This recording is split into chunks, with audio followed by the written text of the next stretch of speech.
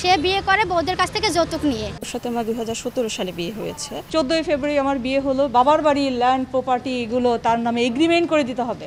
বিদেশে পড়াশোনা, সরকারি চাকরি দেওয়া, বিমান বালা হিসেবে সুযোগ কিংবা সম্পত্তি দেওয়ার প্রলোভনে প্রতারণার মাধ্যমে বরিশাল বিভাগীয় বন কর্মকর্তা মোহাম্মদ কবির হোসেন পাটোয়ারি 17 জন নারীকে বিয়ে করেছেন।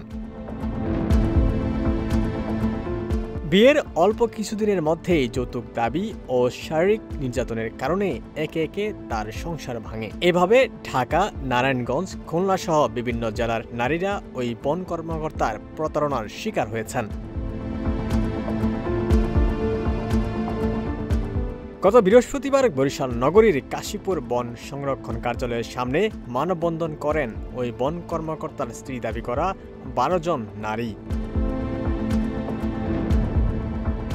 ভুক্তভোগীরা জানিয়েছেন, বন কর্মকর্তা কবির হোসেন পাটোয়ারি চাঁদপুরের মতলব উপজেলার বাসিন্দা।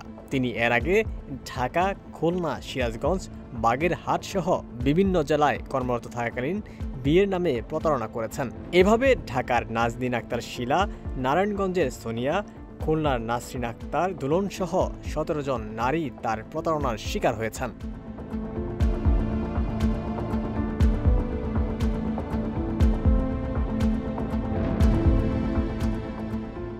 সবশেষ খুলনার চাকরিজীবী খাদিজা আক্তারকে চলতি বছরের 14 ফেব্রুয়ারি বিয়ে করেন। নারীরা জানান, থানায়, আদালতে এবং বন ও পরিবেশ মন্ত্রণালয়ে কবির হোসেনের বিরুদ্ধে অভিযোগ দায়ের করেও এখনো কোনো প্রতিকার পাননি। একবার দাপ্তরিক প্রতারণার অভিযোগে গ্রেপ্তার হলেও প্রভাবশালী মহলের সহায়তায় কবির হোসেন দ্রুত জামিনে মুক্তি পান। তাকে বন বিভাগ থেকে অপসারণ সহ গ্রেপ্তার করে দৃষ্টান্তমূলক শাস্তির দাবি করেন তারা।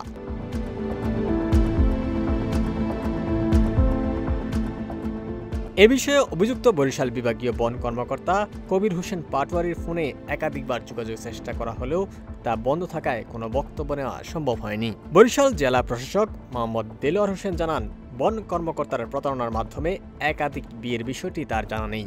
ভুক্তভোগী কেউ লিখিত অভিযোগ দায়ের করলে তদন্ত সাপেক্ষে বিধি অনুযায়ী প্রয়োজনীয় ব্যবস্থা নেওয়া হবে। ওমর ফারুক, ঢাকা প্রকাশ।